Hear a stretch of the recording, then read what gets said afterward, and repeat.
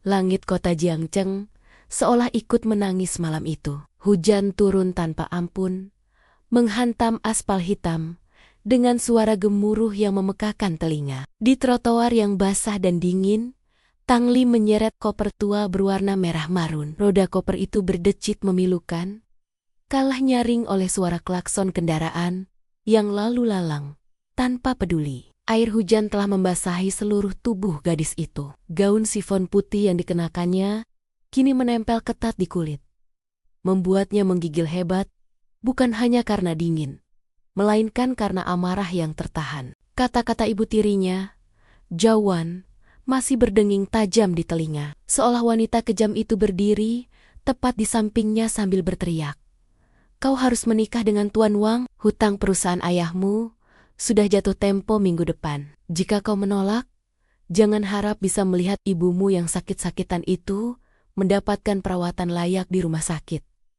Kau anak tidak tahu diuntung. Tuan Wang, pria tua bangka berusia 60 tahun dengan perut buncit dan riwayat kekerasan dalam rumah tangga. Tang Li meremas gagang koper hingga buku-buku jarinya memutih.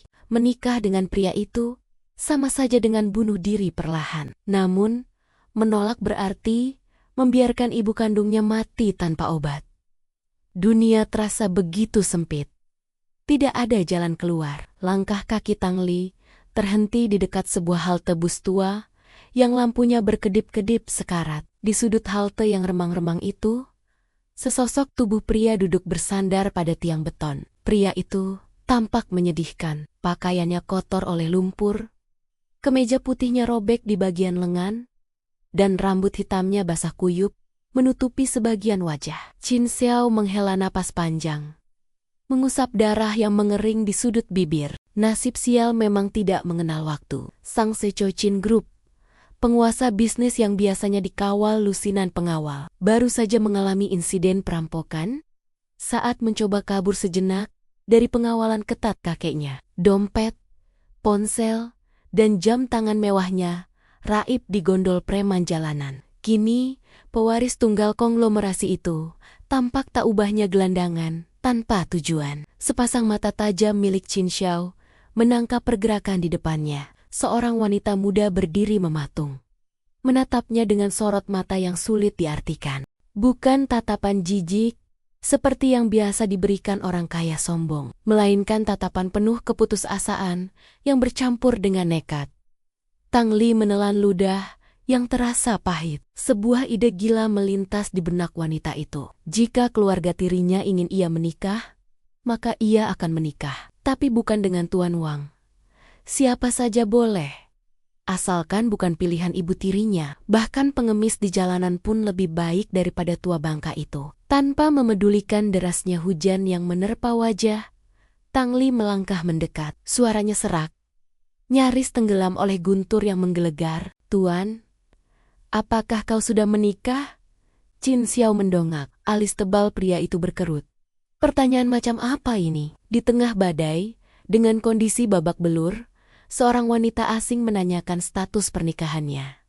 Belum, jawab Qin Xiao singkat. Suara bariton lelaki itu terdengar berat dan berwibawa, kontras dengan penampilannya yang kacau. Kalau begitu, menikahlah denganku, ucap Tang Li cepat, seolah takut keberaniannya menguap jika ditunda sedetik saja. Sekarang juga, hening, hanya suara hujan yang mengisi jarak di antara dua manusia asing itu. Qin Xiao menatap wanita di hadapannya lekat-lekat. Wajah cantik itu pucat pasi, namun ada api keberanian di bola matanya yang bening. Pria itu menyeringai tipis, sebuah senyuman misterius yang tersembunyi di balik keremangan malam. Situasi ini menarik, sangat menarik. Kakeknya terus mendesak untuk menjodohkannya dengan putri-putri konglomerat yang manja. Menikahi wanita asing yang tidak tahu latar belakangnya mungkin adalah cara sempurna untuk membungkam mulut para tetua Qin Group. Kau melamar gelandangan sepertiku, Nona? Tanya Qin Xiao. Nada suaranya mengandung sedikit ejekan halus. Aku tidak punya uang, tidak punya rumah. Bahkan untuk makan besok pun, aku tidak tahu. Aku tidak butuh uangmu, potong Tang Li tegas. Tangan dingin gadis itu terulur, mencengkeram lengan kemeja Qin Xiao yang basah. Aku akan bekerja. Aku akan memberimu makan. Aku punya tempat tinggal, meski kecil. Yang kubutuhkan hanya status. Jadilah suamiku. Jadilah temanku dari orang-orang yang ingin menghancurkanku. Hanya itu, tawaran yang adil. Qin Xiao bangkit berdiri, tubuhnya ternyata jauh lebih tinggi dari dugaan Tang Li. Membuat gadis itu harus mendongak. Di balik pakaian lusuh itu, tersimpan postur tegap seorang penguasa yang terbiasa memberi perintah. Namun, Tang Li terlalu kalut untuk menyadari aura dominan tersebut. Baiklah, ucap Qin Xiao tenang, seolah mereka sedang membicarakan cuaca dan bukan kontrak seumur hidup. Jangan menyesal di kemudian hari, Nona. Sekali kau menandatangani kertas itu, aku tidak akan melepaskanmu. Tang Li mengangguk mantap. Penyesalan adalah kemewahan yang tidak dimilikinya saat ini. Ayo, kantor catatan sipil masih buka 1 jam lagi. Di bawah guyuran hujan yang semakin menggila, 2 takdir yang bertolak belakang itu bertaut. Sang putri yang terbuang menarik tangan sang raja yang menyamar, berjalan menembus badai menuju ikatan yang akan mengguncang seluruh kota Jiangcheng. Panggilan telepon itu datang tepat saat matahari mulai tergelincir di ufuk barat, mengubah langit Jiangcheng menjadi jingga kemerahan yang suram. Tang Li menatap layar ponselnya yang retak dengan perasaan mual. Nama ibu tertera di sana. Sebuah nama yang seharusnya membawa kehangatan, namun bagi Tang Li, panggilan itu adalah lonceng dimulainya siksaan. Bawa suami gelandanganmu itu ke rumah malam ini. Suara Jowan, ibu tirinya, melengking tajam dari seberang telepon, bahkan tanpa basa-basi salam. Kakekmu ingin melihat betapa rendahnya selera cucu kesayangannya dalam memilih pasangan. Jangan terlambat, atau obat ibumu bulan ini akan terlupa ditebus. Sambungan terputus. Tang Li mematung di ruang tamu sempitnya. Qin Xiao, yang sedang memperbaiki kaki meja yang patah dengan paku seadanya, menghentikan kegiatannya. Pria itu menoleh, menangkap getaran ketakutan yang memancar dari punggung istrinya. Mereka mengundang kita? Tanya Qin Xiao tenang. Suara bariton lelaki itu seolah menjadi jangkar bagi kewarasan Tang Li. Gadis itu mengangguk lemah. Maafkan aku, kau pasti akan dihina di sana. Kita tidak usah pergi.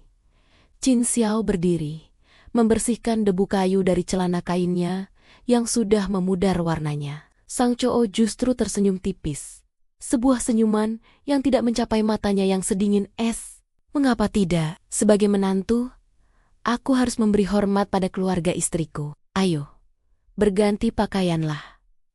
1 jam kemudian, pasangan itu tiba di gerbang besi, mansion keluarga Tang. Bangunan megah bergaya Eropa itu berdiri angkuh, kontras dengan taksi online butut yang membawa mereka. Begitu melangkah masuk ke ruang makan utama, atmosfer langsung berubah mencekam. Lampu kristal raksasa menggantung di langit-langit, membiaskan cahaya ke atas hidangan mewah yang tertata rapi. Di ujung meja, Tuan Besar Tang duduk dengan wajah masam. Di sampingnya, Jowan dan putrinya, Tang Yan, menatap kedatangan Tang Li dengan sorot mata merendahkan. Namun, kejutan sesungguhnya duduk di seberang mereka.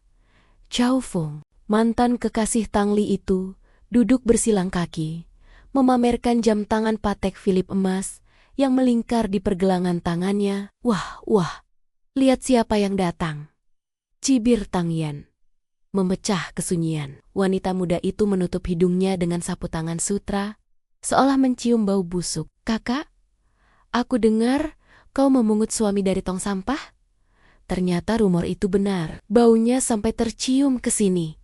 Tang Li mengepalkan tangan, menahan diri untuk tidak meledak. Qin Xiao, di sisi lain, tampak tidak terganggu sama sekali. Pria jangkung itu menarik kursi untuk istrinya dengan gerakan elegan yang anehnya terlihat sangat natural. Lalu duduk di sampingnya tanpa dipersilahkan. Perkenalkan, ini Qin Xiao, suamiku, ucap Tang Li dengan suara bergetar namun tegas. Tuan Besar Tang hanya mendengus kasar. Jowan tertawa sumbang, Matanya menelusuri kemeja murah yang dikenakan Chin Xiao, kemeja diskonan yang baru dibeli Tang Li di pasar malam tadi sore. "Kerja apa kau, nak?" tanya Zhawan dengan nada interogasi. "Kuli bangunan, tukang sapu jalanan, atau pengangguran yang mengharapkan warisan istri?" Chin Xiao mengambil gelas air putih di hadapannya, menyesapnya perlahan, seolah itu adalah wine termahal tahun ke-1982. "Saya pekerja lepas, mengerjakan apa saja yang bisa menghasilkan uang halal." Jawaban itu memicu ledakan tawa dari Zhao Feng.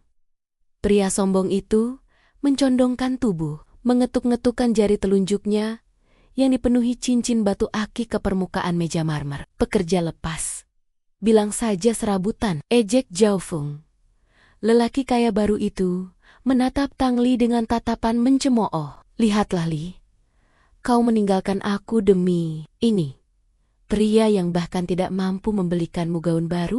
Lihat jam tanganku ini.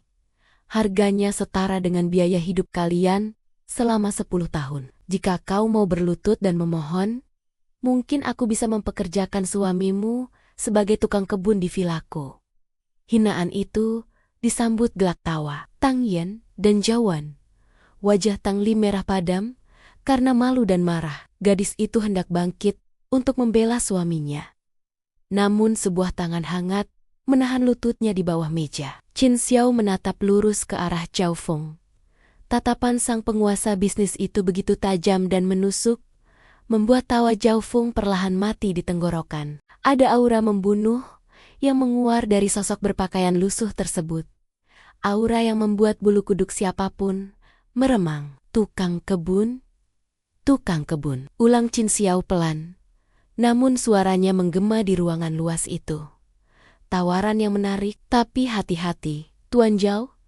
Terkadang, tukang kebun bisa mencabut rumput liar sampai ke akar-akarnya, hingga tidak ada lagi yang tersisa di tanah itu.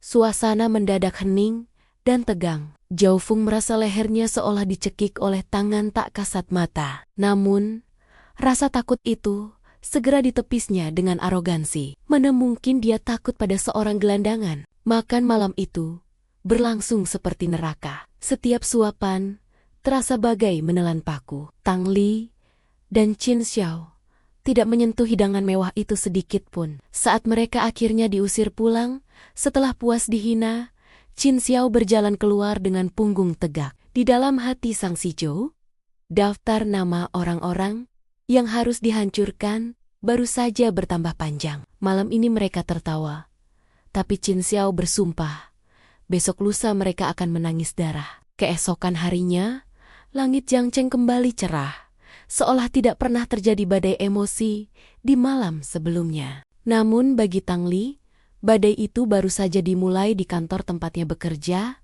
perusahaan desain Hualong. Tang Li berdiri gemetar di tengah ruangan divisi pemasaran. Puluhan pasang mata rekan kerjanya menatap dengan berbagai ekspresi. Kasihan, mengejek, dan puas. Di hadapannya, manajer Zhong melempar tumpukan berkas ke lantai hingga kertas-kertas itu berserakan di kaki Tang Li. "Jelaskan padaku, Tang Li, bagaimana bisa desain proyek Villa Emerald bocor ke perusahaan saingan?" bentak manajer Zhong. Wajah pria parubaya itu merah padam, menahan amarah. "Klien membatalkan kontrak, kita rugi 5 miliar. Kau tahu siapa penanggung jawab proyek ini?" "Kau."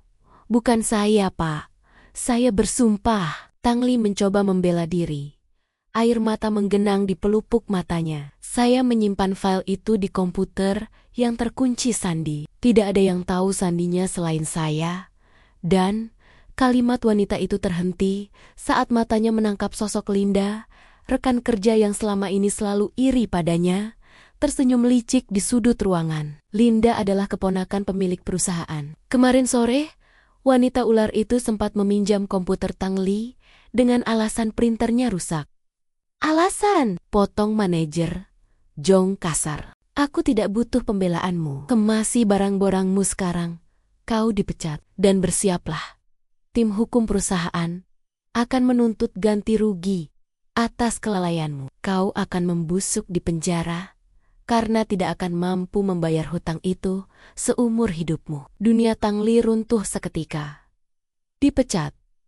Dituntut ganti rugi miliaran. Bayangan ibunya yang sakit dan wajah angkuh ibu tirinya berputar-putar di kepala membuatnya pusing. Dengan langkah gontai, gadis malang itu membereskan meja kerjanya, diiringi bisik-bisik dan tawa tertahan dari Linda dan gengnya. Tang Li pulang lebih awal dengan wajah pucat pasi. Saat membuka pintu apartemen, pertahanannya runtuh. Gadis itu merosot duduk di balik pintu, membenamkan wajah di lutut, dan menangis terseduh-seduh. Qin Xiao, yang sedang membaca koran bekas di kursi kayu, langsung waspada. Pria itu meletakkan korannya dan berjongkok di hadapan istrinya. Tidak ada kata-kata yang keluar. Tangan besarnya hanya mengusap lembut kepala Tang Li, membiarkan wanita itu menumpahkan segala kesedihannya. Setelah tangisannya mereda, Tang Li menceritakan semuanya dengan suara parau. Tentang fitnah itu, tentang pemecatan, dan ancaman tuntutan hukum. Habis sudah, Qin Xiao, hidup kita tamat. Aku akan dipenjara. Rahang Qin Xiao mengeras. Kilatan kemarahan yang mengerikan melintas di matanya. Namun segera disembunyikan. Sang suami memeluk istrinya erat, memberikan rasa aman yang menenangkan. Tenanglah, tidak akan ada yang memenjarakanmu. Langit tidak buta, bisik Qin Xiao lembut. Kau istirahatlah, matamu bengkak. Aku akan keluar sebentar membeli rokok dan mencari angin. Tang Li terlalu lelah untuk bertanya. Wanita itu hanya mengangguk dan membiarkan suaminya pergi. Begitu pintu apartemen tertutup, postur tubuh Qin Xiao berubah total. Bahunya yang tadi sedikit membungkuk, kini tegap sempurna. Langkah kakinya lebar dan penuh intimidasi. Pria itu berjalan menuju gang sempit yang gelap dan sepi di belakang gedung apartemen. Dari saku celana kumalnya, Qin Xiao mengeluarkan sebuah ponsel hitam tipis, bukan ponsel rongsokan yang biasa dilihat Tang Li, melainkan perangkat komunikasi satelit militer enkripsi tinggi. Jari jemarinya menekan satu tombol panggilan cepat. Tuan muda, suara di seberang sana terdengar kaget, sekaligus lega. Itu adalah asisten Chun, tangan kanan kepercayaannya. Kami sudah melacak lokasi Anda. Apakah kami perlu mengirim helikopter sekarang untuk menjemput? Diam, potong Qin Xiao dingin. Suaranya laksana titah raja yang tidak terbantahkan. Dengarkan perintahku baik-baik. Cari tahu siapa pemilik perusahaan desain Hualong. Hualong. Perusahaan kecil itu. Asisten Chun terdengar bingung, namun segera mengetik di komputernya. Pemiliknya adalah keluarga Sun. Tuan, beli perusahaan itu. Sekarang juga. Perintah Qin Xiao datar. Aku tidak peduli berapa harganya. Dalam waktu 10 menit, aku ingin Halong sudah menjadi anak perusahaan Qin Group. Baik tuan, ada perintah lain? Mata Qin Xiao menyipit, mengingat wajah istrinya yang menangis ketakutan. Cari tahu siapa yang menjebak istriku di sana. Namanya Tang Li. Pastikan orang yang memfitnahnya dipecat dan dimasukkan ke dalam daftar hitam industri. Pastikan orang itu tidak akan pernah bisa mendapatkan pekerjaan lagi di seluruh negeri ini. Dan untuk manajernya, beri dia pelajaran tentang tata krama berbicara. Dimengerti tuan, semuanya akan selesai sebelum makan siang. Qin Xiao mematikan sambungan telepon. Pria itu menyalakan rokok murah yang baru dibelinya di warung, menghembuskan asap putih ke udara. Di balik bayang-bayang gang kumuh itu, sang naga telah bangun dari tidurnya. Tidak ada yang boleh menyentuh wanitanya. Siapapun yang membuat Tang Li menangis harus membayar dengan air mata darah. Keesokan paginya, sebuah mobil mewah berhenti di depan gedung apartemen kumuh itu. Seorang kurir berseragam rapi mengetuk pintu, menyerahkan sebuah amplop tebal berlogo resmi perusahaan Hualong kepada Tang Li yang masih sembab matanya. Dengan tangan gemetar, Tang Li membuka surat itu. Matanya membelalak tak percaya. Itu bukan surat tuntutan, melainkan surat permohonan maaf resmi dari direksi Halong. Pernyataan pemecatan Linda dan manajer Jong, serta tawaran kenaikan jabatan untuk Tang Li sebagai direktur kreatif dengan gaji 3 kali lipat. Bah, bagaimana mungkin? Gagap Tang Li menoleh pada suaminya yang sedang menyeduh kopi hitam di dapur. Chin Xiao menoleh, tersenyum polos seolah tidak tahu apa-apa. Mungkin bos besarmu akhirnya sadar kalau kau karyawan yang berharga. Atau mungkin dewa keberuntungan sedang berpihak pada orang baik sepertimu. Tang Li memeluk surat itu dengan haru, tidak menyadari bahwa dewa keberuntungan itu sedang berdiri 2 meter di depannya, mengenakan kaos oblong bolong sambil meniup uap panas dari cangkir kopinya. Hari gajian adalah momen yang paling ditunggu oleh Tang Li, terlebih setelah promosi mengejutkan yang diterima wanita itu minggu lalu. Dengan gaji barunya yang naik 3 kali lipat, beban di pundak sang gadis terasa sedikit lebih ringan. Hal pertama yang terlintas di benak istri Chin Xiao ini bukanlah membeli tas branded atau kosmetik mahal untuk dirinya sendiri, melainkan membelikan pakaian layak untuk suaminya. Chin Xiao, ayo kita pergi ke mall pusat kota, ajak Tang Li dengan mata berbinar saat mereka sedang sarapan bubur kacang hijau. Kemejamu sudah terlalu tipis, dan celanamu warnanya sudah pudar. Kau harus terlihat gagah saat menemaniku ke acara reuni besok lusa.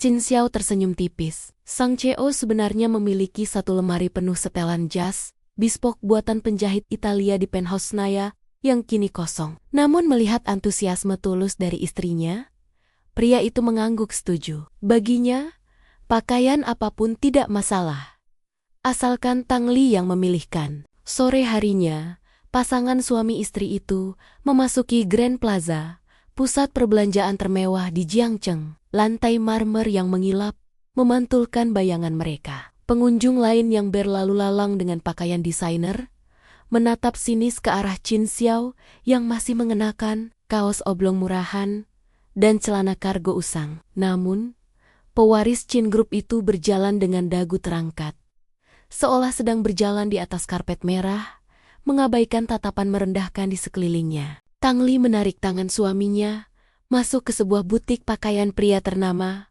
Valuer & Co., aroma parfum mahal, dan pendingin ruangan yang sejuk, langsung menyambut mereka. Deretan jas dan kemeja rapi terpajang elegan di balik etalase kaca. Baru saja tangan Tang Li hendak menyentuh sebuah kemeja biru tua berbahan sutra, suara melengking menghentikan gerakannya.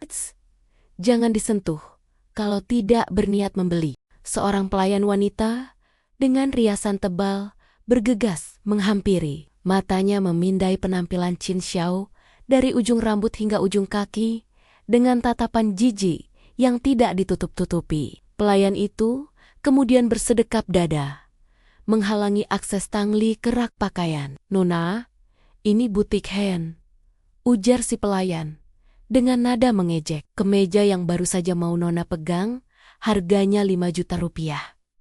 Kalau kena noda atau keringat dari teman Nona ini, kami yang rugi. Di pasar lowak di seberang jalan, mungkin ada barang yang lebih sesuai dengan dompet kalian." Wajah Tang Li memerah padam, campuran antara rasa malu dan marah. "Kami datang untuk membeli, bukan mengemis. Suamiku butuh kemeja ini."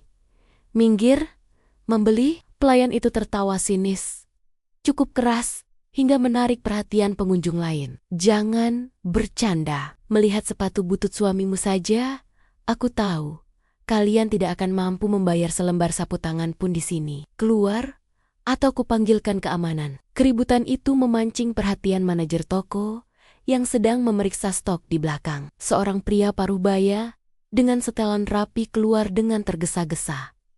"Ada apa ini? Mengapa ribut-ribut?" Tang Li hendak membuka mulut untuk memprotes, tetapi Chin Xiao melangkah maju, menempatkan tubuh tegapnya di antara istrinya dan si pelayan kasar. Aura dingin tiba-tiba menguar dari sosok berpakaian lusuh itu, membuat suhu di dalam butik terasa turun beberapa derajat. "Istriku ingin membeli kemeja itu."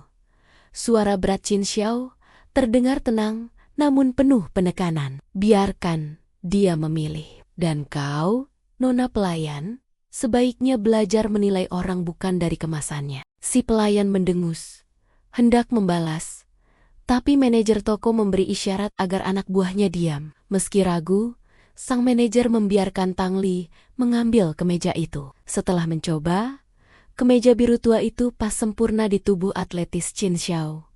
Tang Li tersenyum puas, meski hatinya berdebar saat melihat label harga 5 juta.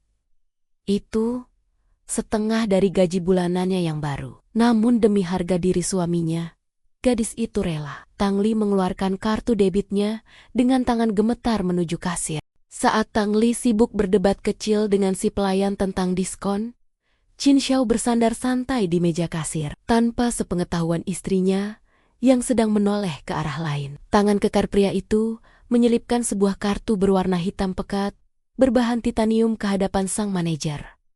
Itu bukan kartu kredit biasa, itu adalah Black Card Centurion edisi terbatas. Kartu yang hanya dimiliki oleh segelintir miliarder di dunia, simbol kekuasaan tanpa batas, di mana pemiliknya bisa membeli sebuah pesawat terbang hanya dengan sekali gesek. Mata manajer toko terbelalak lebar hingga nyaris keluar. Wajahnya pucat pasi seketika. Lutut pria paruh baya itu gemetar hebat saat mengenali lambang naga emas kecil di sudut kartu lambang khusus keluarga inti Qin. Grup Tuan. Suara manajer itu tercekat. Qin Xiao meletakkan jari telunjuk di bibirnya, memberikan isyarat diam. Istriku ingin membayar dengan kartunya.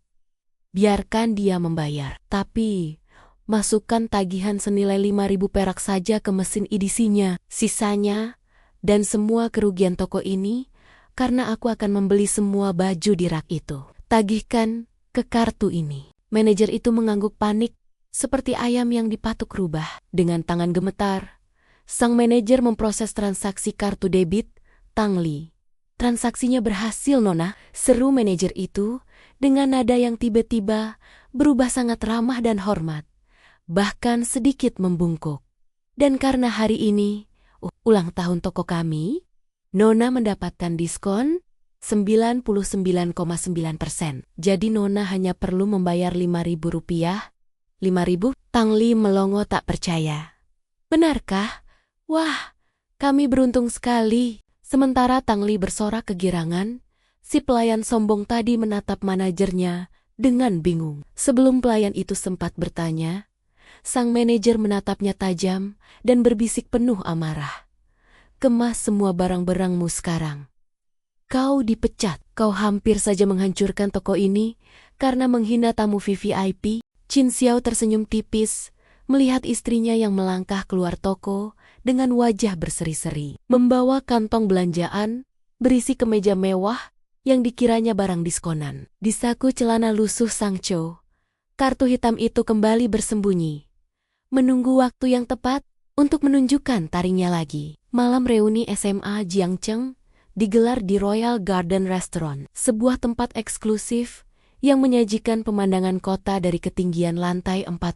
Lampu kristal, alunan musik jazz, dan denting gelas champagne memenuhi ruangan ballroom. Tang Li melangkah masuk dengan ragu, menggandeng lengan Qin Xiao erat-erat. Malam ini, Tang Li mengenakan gaun sederhana berwarna pastel yang membuatnya tampak anggun. Sementara Qin Xiao terlihat menawan dengan kemeja biru tua baru yang mereka beli kemarin. Meski celana dan sepatunya masih terlihat biasa saja. Begitu pasangan itu masuk, suasana di meja bundar nomor 1 tempat, teman-teman sekelas mereka berkumpul mendadak hening. Di sana, duduk Zhao Feng sebagai pusat perhatian, dikelilingi oleh temonmen yang menjilatnya karena kesuksesan bisnis keluarganya. Lihat, siapa yang datang? Primadona sekolah kita, Tang Li, dan...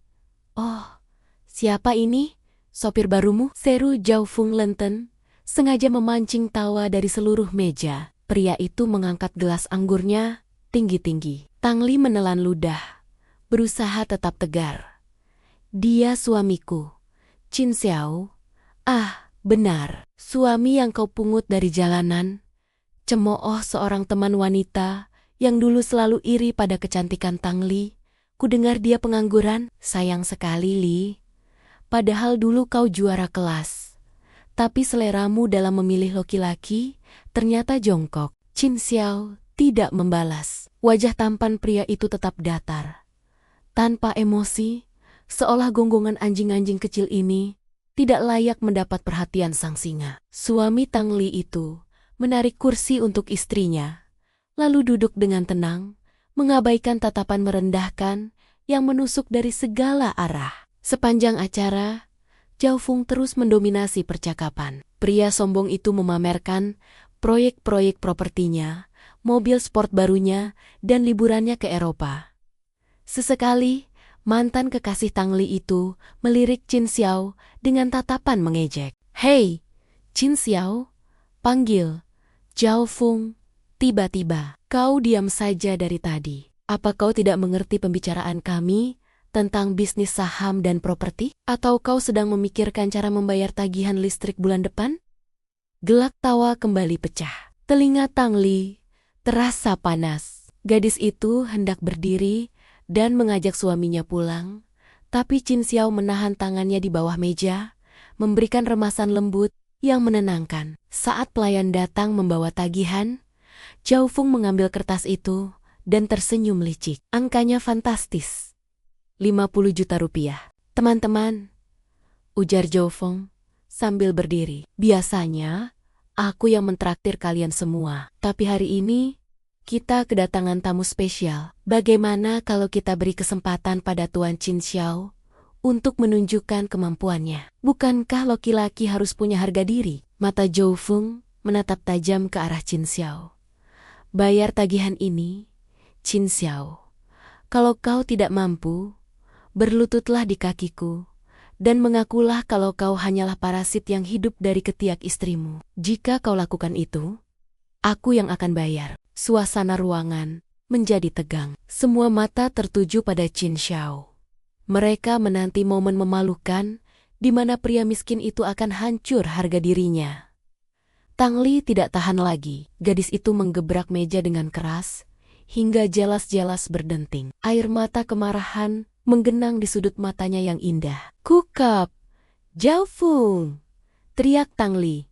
Suaranya bergetar namun lantang. "Kau keterlaluan.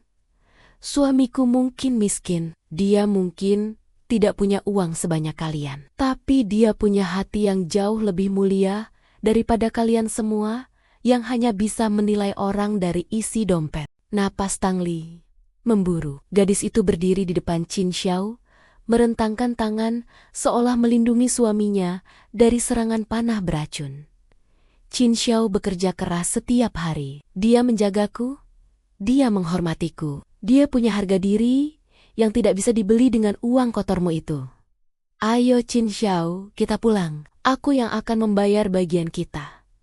Tapi aku tidak sudi makan semeja dengan orang-orang berhati busuk." Ruangan itu hening seketika. Tidak ada yang menyangka Tang Li yang biasanya lembut akan meledak seperti itu.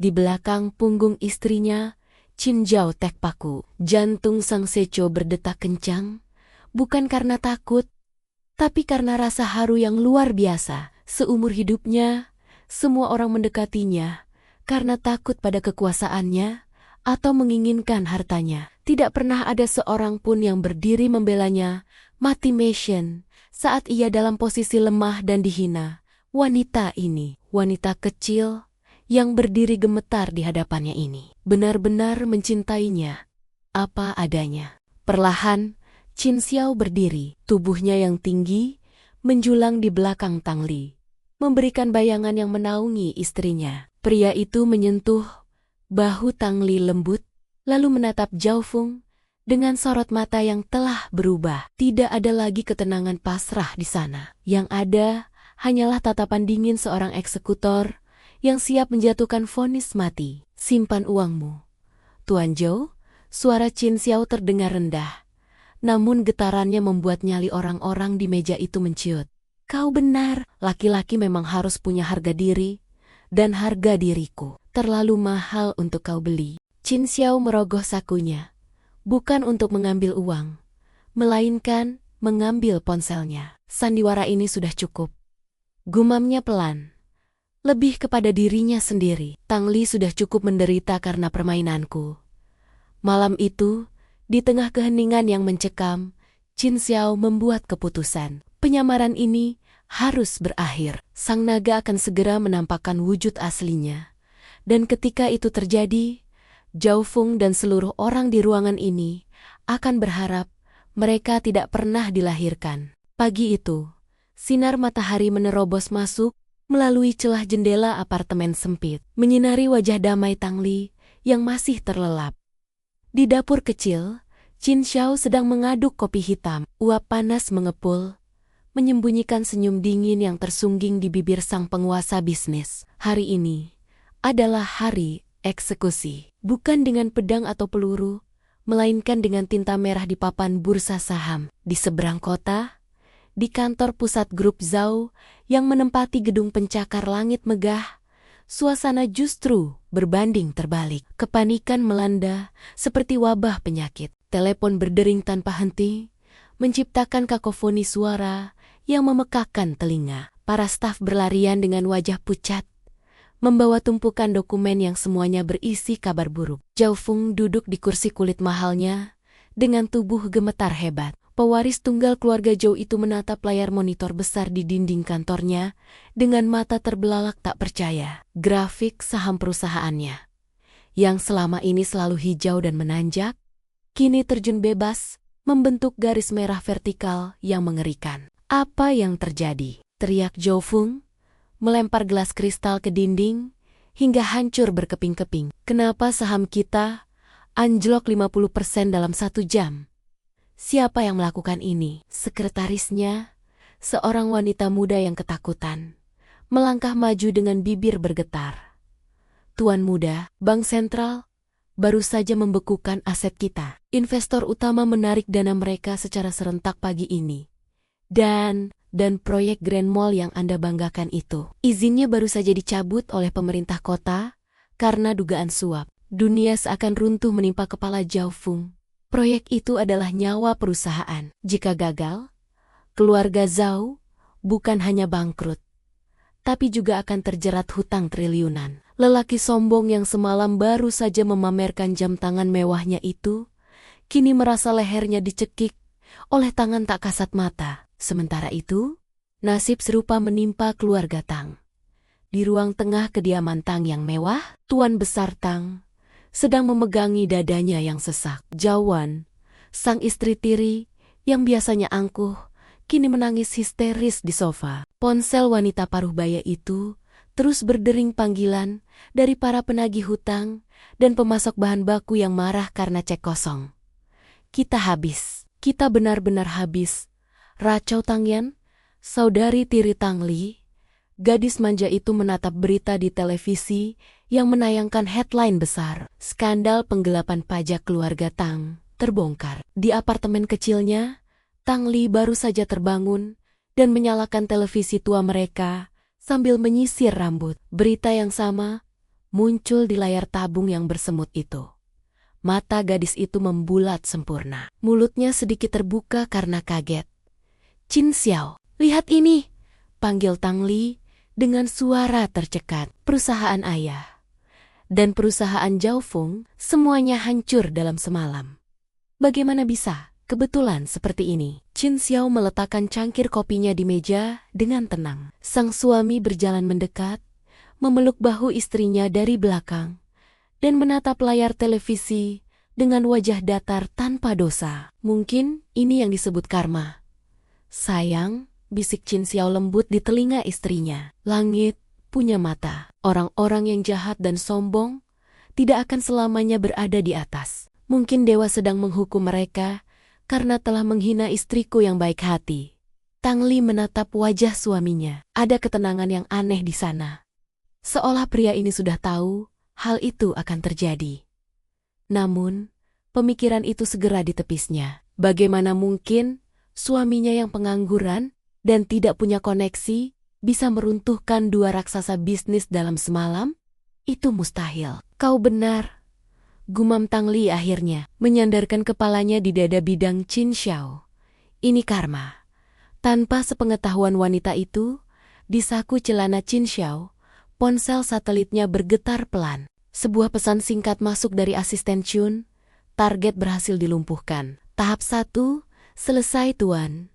Sang naga telah mencabut kuku-kuku para musuhnya. Kini, tinggal menunggu waktu untuk memberikan serangan terakhir yang mematikan. Seminggu setelah keruntuhan bisnis keluarga Zhao dan krisis di keluarga Tang, sebuah kabar menggemparkan kembali menyapu kota Jiangcheng. Qin Group, konglomerasi raksasa yang menguasai perekonomian negara, akan mengadakan grand gala perayaan ulang tahun ke-50. Ini bukan pesta biasa. Ini adalah ajang di mana kekuasaan dan kekayaan dipamerkan. Rumor mengatakan bahwa CEO misterius Qin Group yang wajahnya belum pernah terekspos publik akan menampakkan diri untuk pertama kalinya. Mendapatkan undangan ke acara ini bagaikan mendapatkan tiket menuju surga bagi para pebisnis yang sedang sekarat.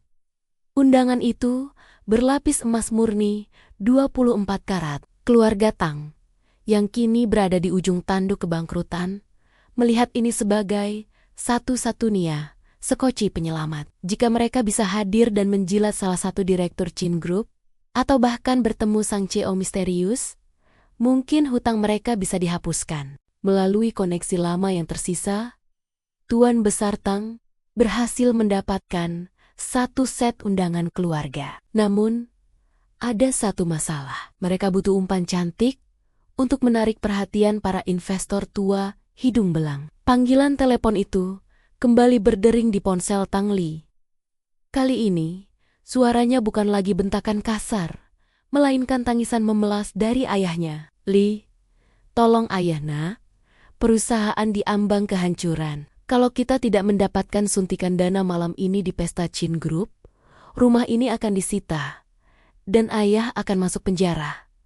Datanglah nak, temani kami. Hanya kau harapan kami, satu-satunya. Hati Tang Li yang lembut kembali goyah. Meski sering disakiti, ikatan darah membuat gadis itu tidak tega melihat ayahnya membusuk di penjara. Dengan berat hati, istri Qin Xiao itu menyanggupi. Sore harinya, sebuah mobil jemputan keluarga Tang tiba di depan apartemen kumuh. Tang Li keluar mengenakan gaun lama ibunya yang sudah dipermak sederhana, namun tetap memancarkan kecantikan alaminya. Di belakangnya, Qin Xiao melangkah keluar dengan mengenakan setelan jas biru tua yang dibeli di mal minggu lalu. Pria itu tampak gagah dan siap menemani istrinya. Namun, begitu pintu mobil terbuka, Zhao Wan turun dan langsung menghadang langkah Qin Xiao. Wanita yang kini wajahnya terlihat jauh lebih tua, karena stres itu menatap menantunya dengan tatapan jijik yang tidak berubah. Mau kemana kau? Sembur Zhao Wan. Jari telunjuknya yang kurus menunjuk dada bidang Qin Xiao. Kau pikir kau boleh ikut? Ini pesta kelas atas, pesta para raja. Tikus god sepertimu hanya akan membuat kami malu dan diusir keamanan. Tang Li langsung memprotes. Ibu, Qin Xiao suamiku, jika dia tidak boleh ikut, aku juga tidak akan pergi. Jangan, bodoh, bentak Tuan Besar Tang dari dalam mobil. Suara pria tua itu parau, namun penuh tekanan. Undangan ini sangat terbatas. Tidak ada kursi untuk supir atau tukang sapu. Li, masuk mobil sekarang? Atau kau mau melihat ayahmu mati jantungan di sini? Tang Li menatap suaminya dengan mata berkaca-kaca. Dilema yang menyakitkan merobek hatinya. Gadis itu menggenggam tangan Qin Xiao erat, enggan melepaskan. Qin Xiao menatap wajah istrinya yang penuh penderitaan. Sang CEO tahu, jika ia memaksa ikut sekarang, keributan akan terjadi dan rencana besarnya nanti malam akan kurang dramatis. Pria itu tersenyum menenangkan, lalu melepaskan genggaman tangan Tang Li perlahan. Pergilah Li, ucap Qin Xiao lembut. Baktimu pada orang tua itu penting. Jangan khawatirkan aku. Aku punya urusan sebentar. Mungkin aku akan menyusul dan menunggu di luar gedung nanti untuk menjemputmu pulang. Tapi, pergilah. Aku berjanji, malam ini akan baik-baik saja.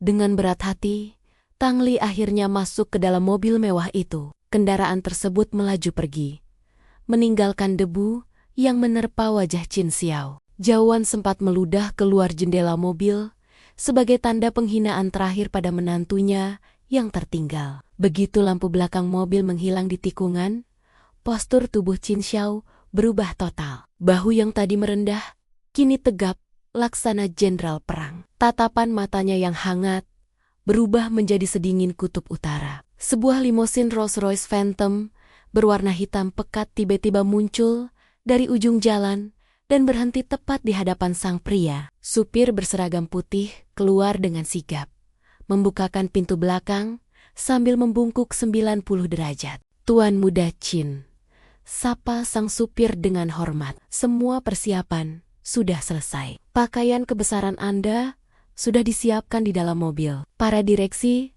sedang menunggu kedatangan sang raja." Qin Xiao melangkah masuk ke dalam kendaraan super mewah itu tanpa menoleh lagi ke apartemen kumuh yang menjadi saksi bisu penyamarannya selama ini. "Jalan," perintah sang penguasa, Qin Group datar.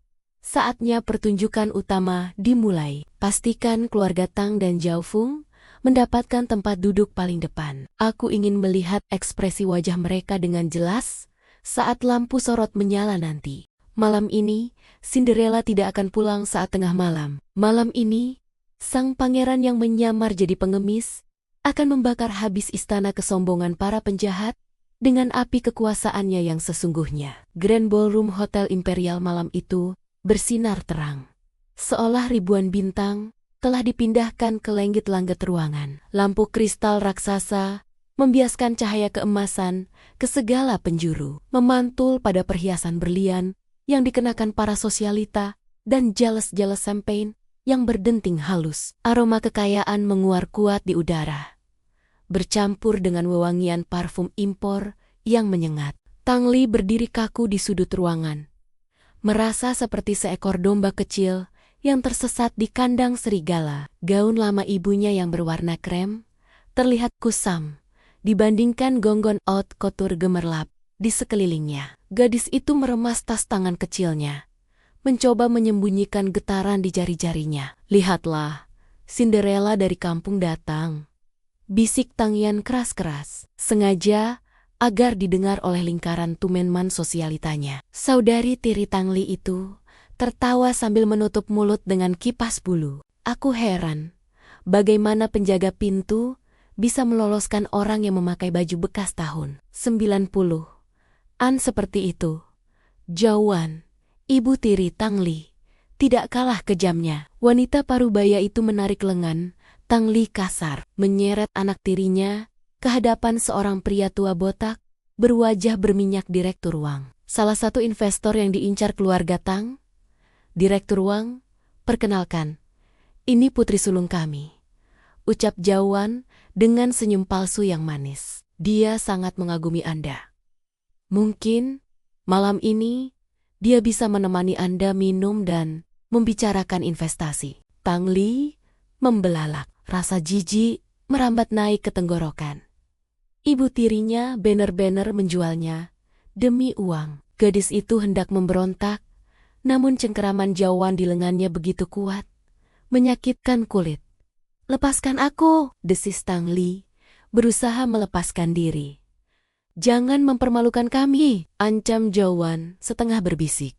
"Kalau kau pergi, ayahmu akan mati di penjara." Tepat saat situasi semakin memanas, lampu utama ballroom tiba-tiba meredup. Kegelapan menyelimuti ruangan besar itu, menyisakan keheningan yang mencekam. Suara orkestra berhenti seketika.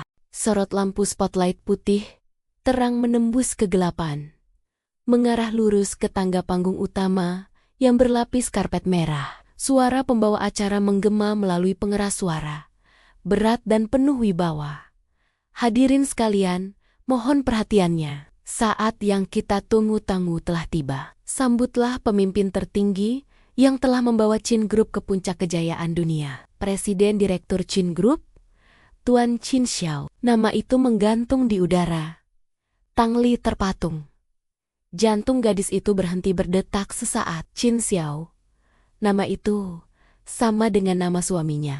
Tapi itu pasti kebetulan, bukan? Ada jutaan orang bernama Qin Xiao di negeri ini. Suaminya sedang menunggu di luar gedung, mengenakan pakaian sederhana. Bukan sosok agung yang sedang dinanti ratusan elit bisnis ini. Pintu ganda di puncak tangga terbuka perlahan. Sesosok pria melangkah keluar dari balik bayangan. Posturnya tinggi tegap, memancarkan aura dominasi yang membuat udara di sekitarnya terasa menipis. Pria itu mengenakan setelan toksido hitam custom-made yang membalut tubuh atletisnya dengan sempurna. Rambutnya ditata rapi ke belakang, memperlihatkan dahi yang cerdas dan garis wajah yang tegas, laksana pahatan patung Yunani. Wajah itu, mata Tang Li, melebar hingga batas maksimal. Napas wanita itu tercekat di tenggorokan.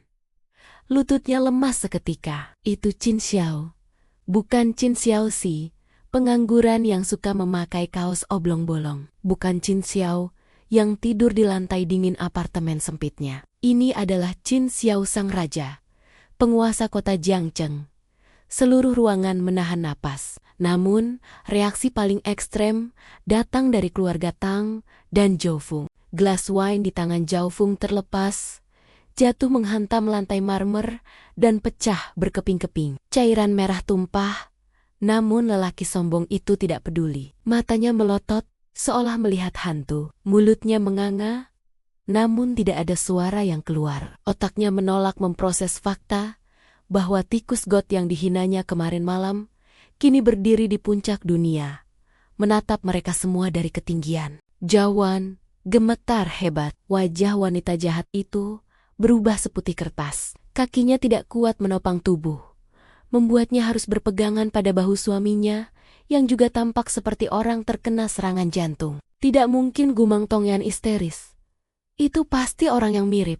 Itu tidak mungkin si gelandangan. Qin Xiao berdiri di tepi panggung, menyapukan pandangan tajamnya ke seluruh penjuru ruangan. Tatapan sang seco bagaikan sinar laser yang memindai kerumunan, mencari satu-satunya sosok yang berharga baginya. Tatapan itu berhenti, terkunci pada sosok wanita berbaju krem di sudut ruangan. Senyum dingin di wajah sang penguasa perlahan menghangat. Qin Xiao mengabaikan mikrofon yang disodorkan pembawa acara. Pria itu menuruni tangga panggung dengan langkah pasti. Kerumunan tamu agung itu membelah diri secara otomatis, memberi jalan bagaikan laut merah yang terbelah untuk Nabi Musa.